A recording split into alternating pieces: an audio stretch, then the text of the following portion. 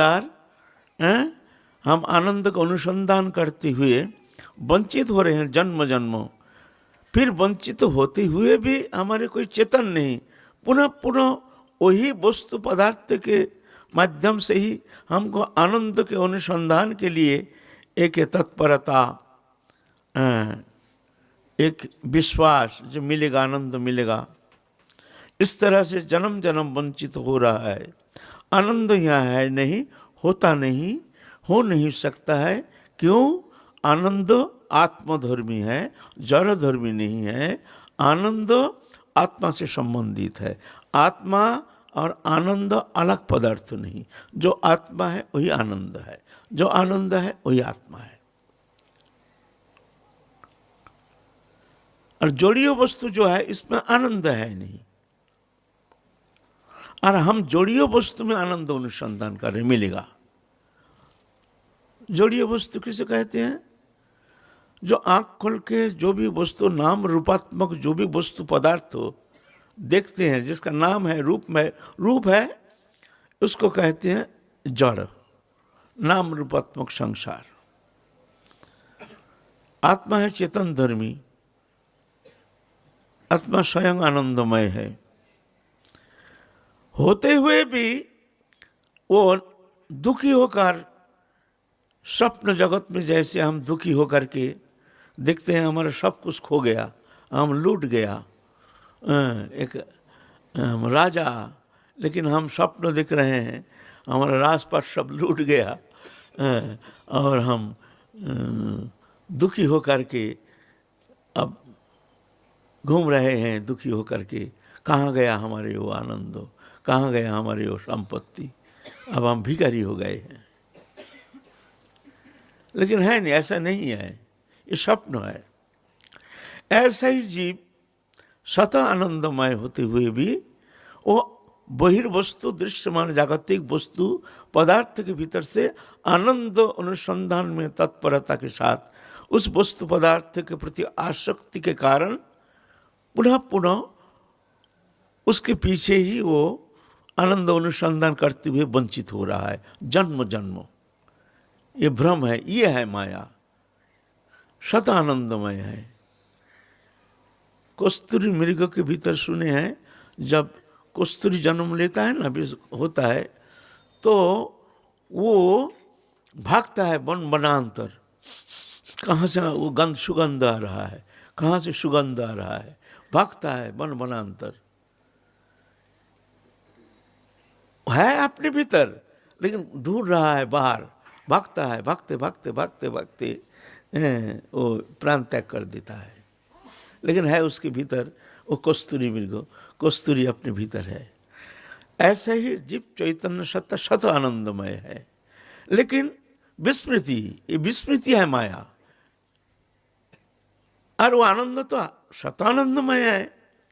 आनंद तो हमारे पीछा तो छोड़ेगा नहीं कि हम खुद आनंदमय है। आनंद हमको मैग्नेटिक जैसे आकर्षण कर रहा है, और हम आनंद कहाँ है, आनंद कहाँ है, तो हम भाग रहे हैं प्रकृति के मृग मरीचिका जैसे।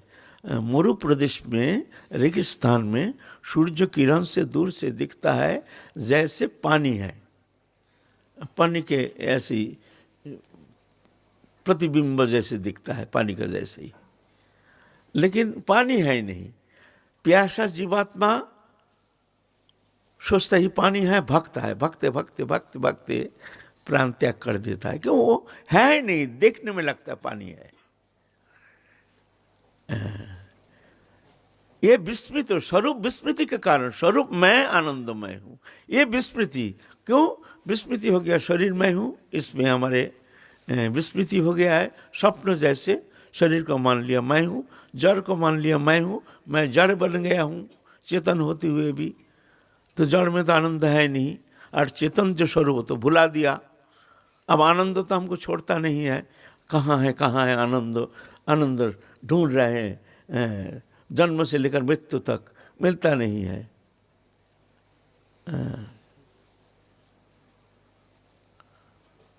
क्रमह्रासमान उपयोग विधि, जागतिक दृश्य पदार्थ जो भी है, ये आनंद जो है क्रमह्रासमान। एक वस्तु, एक रसगुल्ला खाओ खूब आनंद, दूसरा फिर थोड़ा कम हो गया, तीसरा और कम, चौथा एकदम आनंद खत्म, पंचम जहर जैसे लगेगा, षष्ठ तो फिर उद्गार, फिर उल्टी होना शुरू हो जाएगा। क्यों? आनंद है नहीं, पहले मिला अभी क्यों नहीं मिल रहा है। ये एक भावना, एक आरोप प्रत्यारोप, इस विषय हम लोग बहुत आलोचना कर चुके, बहुत सारे दृष्टांत के माध्यम से हम लोग इसका बहुत वर्णन किए हैं, फिर इसका पुनरावृत्ति नहीं करेंगे। ये वंचना, अब इससे निवृत्ति के लिए हमको क्या करना है ना, हमको गुरु ने हमको बता दिए हैं, तुम शरीर नहीं, शरीर संबंधी वस्तु तुम नहीं हैं, तुम आनंदमय, शत आनंदमय हो, तुम राधारणी को, राधारणी तुम्हारी है। बस ये उसके चेतन सत्ता को जगा देते हैं, सोया हुआ चेतन सत्ता उसको जगा देते हैं गुरुदेव। गुरुदेव क्या करते हैं? उसे चैतन्य सत्ता को जगा देते हैं। जागना जब तक सोया रहेगा तब तक जा करके उसका ये विस्मृति, ये जो स्वरूप विस्मृति और ये आनंद अनुसंधान में जो तत्परता, इससे निवृत्ति होने का कोई उपाय नहीं है। वो जब गुरुदेव जब तक जगा नहीं देते हैं, जब जग जाता है तो उसमें धीरे धीरे वो समझने लगता है जो हम भूल कर रहे हैं, ये माया है, ये माया है, हम तो राधारणी के हैं, राधारणी मेरी है। तो जा कर के वो अपना स्वरूप चिंतन करना शुरू करते हैं। और ये उपासना पद्धति हम लोग जो इस तरह से अपने स्वरूप ध्यान, स्वरूप चिंतन, तत्सहित भगवत लीला आदि चिंतन, ये प्रक्रिया, तो ये प्रक्रिया जब अपनाते हैं तो धीरे धीरे धीरे धीरे, एक बार में तो नहीं, बहुत समय लगता है। धीरे धीरे हमारे जो जड़ीय बुद्धि, जड़ीय अभिनिवेश, जड़ीय आविष्टता, जड़ीय रुचि, ये धीरे धीरे धीरे धीरे, एक बार में थोड़ी अच्छा लगता है। जो भजन करना शुरू कर दिया, चिंतन करना शुरू कर दिया, बस हमारे स्वरूप की जागृति हो गई और हम समस्त दुख से निवृत्ति हो, ऐसे थोड़ी होता है। इसके लिए तो कष्ट सहन करना पड़ेगा ही। इसके लिए समस्त साधन चेष्टा करना पड़ेगा, पुनः पुनः साधन में तत्परता। तो श्रद्धा, साधुसंग, भजन क्रिया, धीरे धीरे उसके अंदर प्रकाश होना शुरू हो जाता है। चेतन सत्ता का जागृति के कारण धीरे धीरे एक एक स्टेज पार करके, पहले श्रद्धा, फिर साधुसंग, फिर गुरुकरण, फिर भजन निष्ठा, भजन में पहले अनिश्चिता भजन, फिर निष्ठा, निष्ठा के बाद फिर रुचि, रुचि के बाद फिर आसक्ति, आसक्ति दशा में भगवान में मन लग जाता है, देहोदेही वस्तु पदार्थ के प्रति उसकी रुचि हट जाती है, अच्छा लगता नहीं है। ये साधन भक्ति के दशा के अंतिम सोपान। बस इसके बाद भाव भक्ति, ये तो हम लोग आलोचना कर चुके हैं। थोड़ा सा दिग्दर्शन दिया, जो सुने नहीं है नए जो है, थोड़ा सा दिग्दर्शन, इसके विस्तृत वर्णन हम लोग करते हुए आ रहे हैं। जब रुचि स्तर में कृष्ण प्रीति पूर्ण, शरीर प्रीति चाराना, कृष्ण प्रीति पूरा मन लग जाता है, किसी भी अवस्था में मन हटता नहीं, कोशिश करके भी मन को हम वहाँ से हटाने में असमर्थ हो जाते हैं। मन ऐसे दृढ़ लगाव हो जाता है भगवत चरण में, राधारणी के चरण में। ये स्टेज पार करके उसके बाद, पहले नहीं। और शरीर प्रीति चाराना, 12 आना तो नष्ट हो जाता है, फिर शरीर संबंधी वस्तु पदार्थ के प्रति हमारी जो लगाव, अपनापन, ये खत्म हो जाता है। थोड़ा सा रहता है, थोड़ा सा बस 4 आना रहता है, 12 आना खत्म। फिर भाव दशा तक हम लोग आलोचना किए हैं। भाव दशा में साधन भक्ति दशा अतिक्रमण करके जिस स्थिति में जाकर के शरीर प्रीति ना के बराबर गंध मात्र हो जाता है और भगवत प्रीति अत्यंत की, माने पलक के लिए छूटता नहीं। थोड़ा सा कभी कभी निद्रा तो रहती नहीं, कभी कभी निद्रा आ जाती है, शरीर है ना, तो निद्रा में भी वही परम आविष्टता, भगवत चिंतन में एक प्रगाढ़ आवेश रहता है। ऐसा हमारे जैसे निद्रा नहीं, समस्त विस्मृति, हमारे निद्रा में समस्त विस्मृति ही निद्रा। ऐसा रहता है। फिर ये भावदशा भी ये सुदुर्लभ, ये मिलना मानव शरीर प्राप्त करके कठिन है।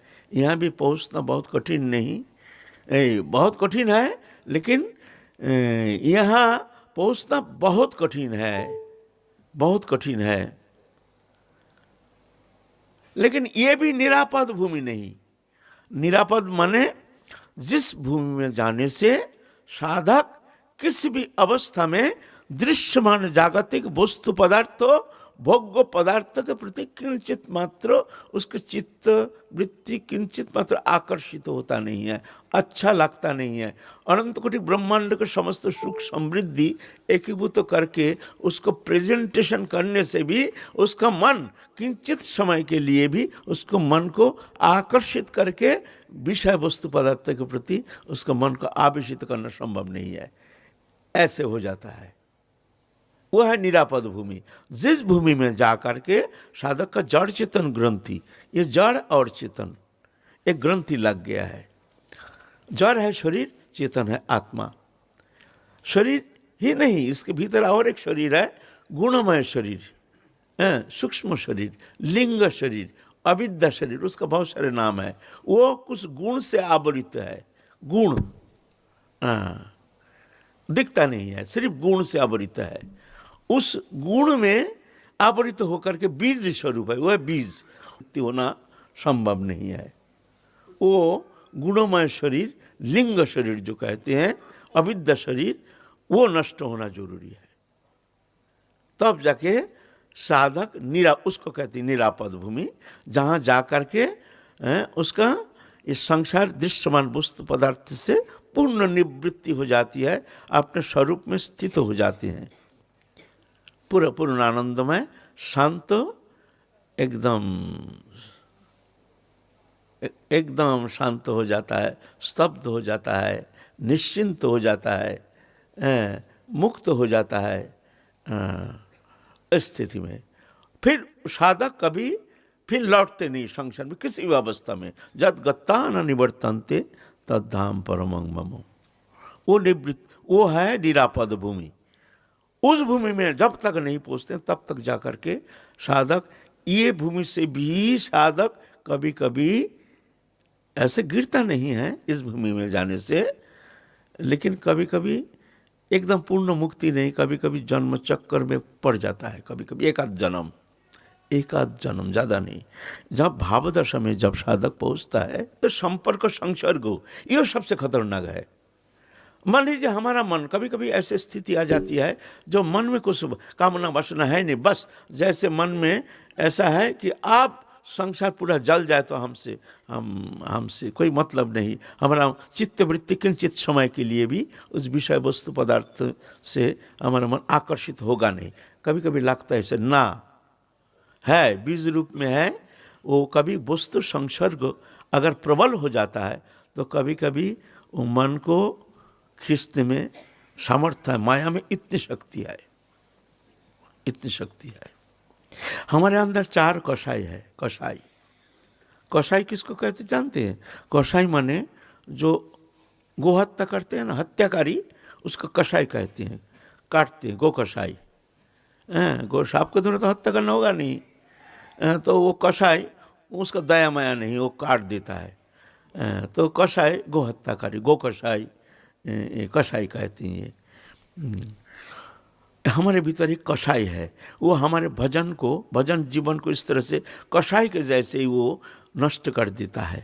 काम, क्रोध, लोभ, मोह, मद, मात्सर्य, ईर्ष्या, द्वेष, मोह, माया, ममता, स्नेह, प्रेम, प्रीति इत्यादि सब कसाई है। प्रेम प्रीति माने जड़ीय प्रेम, जड़ीय वस्तु पदार्थों के प्रति जो हमारे चित्त के दृढ़ लगाव, ये सब कसाई है। हम भजन करते हैं, पाप प्रवृत्ति नहीं, वो पाप प्रवृत्ति तो छोड़ दीजिए। हमारे भीतर स्नेह, माया, ममता आदि जो है, ये तो है,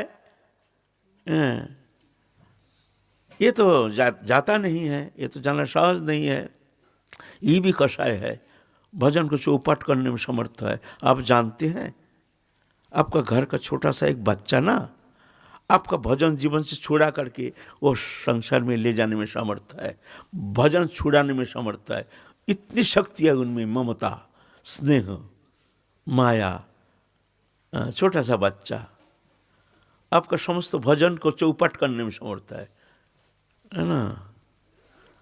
सिर्फ विषय संसर्ग संपर्क जो यही हमारे लिए बंधन है। ठीक है, हमें विषय संसर्ग के संपर्क से दूर रहते हैं। बोले ना, ऐसा नहीं है। बोले हम दुष्संग करते नहीं, कहीं जाते नहीं, हम किसी से मिलते नहीं। बोले ना ना, दुष्संग उसको नहीं कहता है, उससे भी बड़ा दुष्संग है, वो है हमारे घर में। बाहरी संग से तो हम मुक्त रहे, बाहरी संग उतना प्रभावशाली है नहीं, बाहरी संग उतना प्रभावशाली है नहीं। हमारा घर में इतनी शक्ति है, हमारे स्त्री, पुत्र, परिवार, प्रियजन। हम तो जानते हैं हमारा जन है, निजी जन है। अरे निजी जन ही तो बंधन का कारण। वह तो निजी अपना पढ़ाया तो कुछ है नहीं, वो तुम निजी मान लिया, यही तो बंधन का कारण है।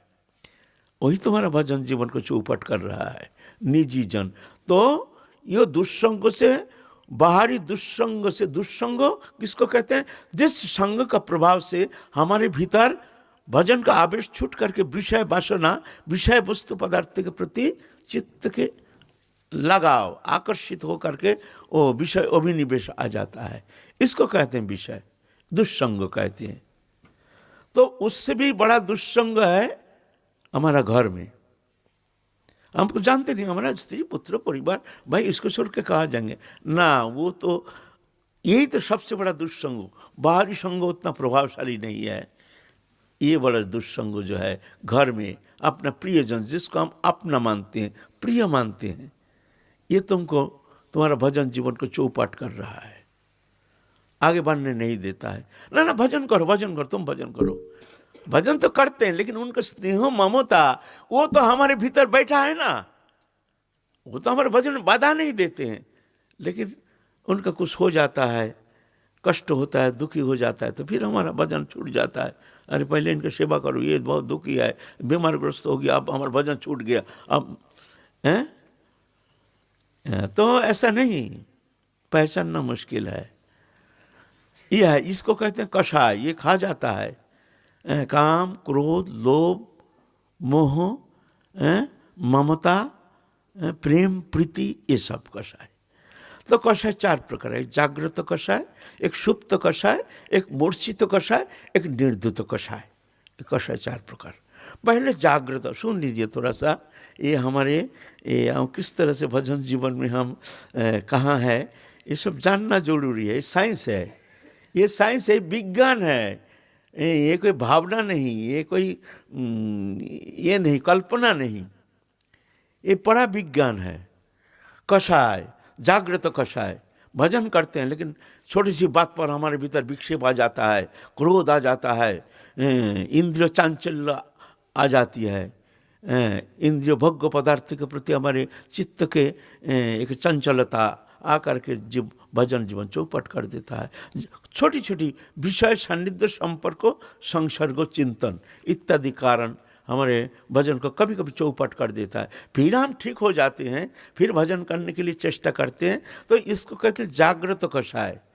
फिर साधन करते करते ये थोड़ा सा शांत जिस स्थिति में जाकर के साधक ये कषाय उसको विचलित कर नहीं पाता है, जो आपका आसक्ति दशा में, उसको कहते हैं सुप्त कषाय। माने कषाय है हमारे भीतर लेकिन सो गया है, सो गया है, सोया हुआ है। जो दुष्ट बालक सो गया है, माँ खूब काम कर रही निश्चिंत, तो जब जाग गया तो ये फोड़ना, वो फोड़ना, ये तोड़ना, चंचलता। तो जब तक सोया हुआ है खूब, ऐसे हमारे भीतर कभी साधन करते करते जब और आगे स्थिति में आ जाती है, तो फिर जा कर के उसके ये कषाय शांत हो जाता है, लेकिन गया नहीं। इसको कहते हैं सुप्त कषाय। ये है आसक्ति दशा में सुप्त कषाय। फिर होता है मूर्छित कषाय। मूर्छा, अचेत होने से, जिस तरह से हम अचेत हो जाते हैं, उस समय धक्का मारने से भी जागता नहीं। सोया हुआ वो तो धक्का मारने से जाग जाता है, लेकिन जो मूर्छित अवस्था, अचेत अवस्था, वो जागता नहीं है। फिर पानी छिड़काव करो, आँख में पानी छिड़काव करो, फिर डॉक्टर बुलाओ, नहीं तो इंजेक्शन लगाओ उसको चेतन लाने के लिए ना, सहसा होता नहीं है। लेकिन वो मूर्छित कषाय है, गया नहीं है। तो ये भावदशा में मूर्छित कषाय तो रहता है, लेकिन उसको विक्षेप करने में सर्वथा असमर्थ, लेकिन रहता है, रहता है। जथा भरत महाराज चक्रवर्ती राजा थे, चक्रवर्ती राजा, चक्रवर्ती राजा उन समस्त राजाओं का राजा, सब कुछ परित्याग करके जंगल चले गए, हिमालय चले गए हैं। वहाँ गंडकी नदी के किनारे में एकांत में जंगल में जा कर के तपस्या शुरू किए, परमार्थ के लिए, परमार्थ भगवत प्राप्ति उद्देश्य लेकर के सब कुछ स्त्री पुत्र सब परित्याग करके तन से और मन से जंगल में जा कर के भजन कर रहे हैं। एकांत भजन करते करते ये भावदशा तक पहुंच गए। लेकिन भावदशा तक पहुंच गए, एक तल्लीनता, तन्मयता, एक परम अभिष्टता, परम निविष्टता, परम शांति, भजन में एक तीव्र आवेश, कोई विक्षेप नहीं, जैसे कोई कषाय है नहीं। एक दिन गए हैं गंडकी नदी में स्नान करने के लिए। उस समय गहरा जंगल, एक हरिण, गर्भवती हरिणी वो पानी पीने के लिए आई है, और उधर से एक व्याघ्र शेर गर्जना किया हरिण को देख करके, और व्याघ्र के गर्जना से ये इतना जम के छलांग मार दिया हरिणी, भयभीता होकर के, जो उसका गर्भपात हो गया और वो नदी में बह गई वो हरिणी। देखे अरे ये क्या घटन हो गया, और वो छोटा सा हरिण शावक निकाल गया शरीर से। अरे ये तो जिंदा, अरे इसको बचाना तो जरूरी, ये तो औचित्य है भाई, साधु है हमारे सामने से एक प्राणी मर रहा है, उसको बचाना। उसको धो धा के साफ सुथरा करके ले गए हैं अपने आश्रम में ले करके। अब उसको देखते तो मर जाएगा, इसके लिए थोड़ा दूध चाहिए, तो गांव में जाते हैं, जा करके कटोरा में दूध लाते हैं और पत्ता उसको चम्मच बना करके वो चम्मच के द्वारा उसको दूध पिलाते हैं। पिलाते पिलाते छोटा बच्चा धीरे धीरे बच गया, मर नहीं गया, थोड़ा सा बड़ा हो गया। आप रोज दूध लाता है और उसको पिलाता है, तो पिलाते पिलाते वो थोड़ा सा बड़ा हो गया। अब इसको कहाँ छोड़ दें भाई, छोड़ देंगे तो शेर भालू खा जाएगा, चलो रहने दो, तो रहने दो। और उसका तो कोई है ही नहीं, साधु है ना। लेकिन देखिए स्नेह, एक ममता, स्नेह कितना बंधनकारी है, पहचान में आता नहीं है। जो स्नेह ममता भी, ये ममत्व बोध भी है, दिखने में लगता है जो ये निर्दोष है, ममता ये तो रहना चाहिए।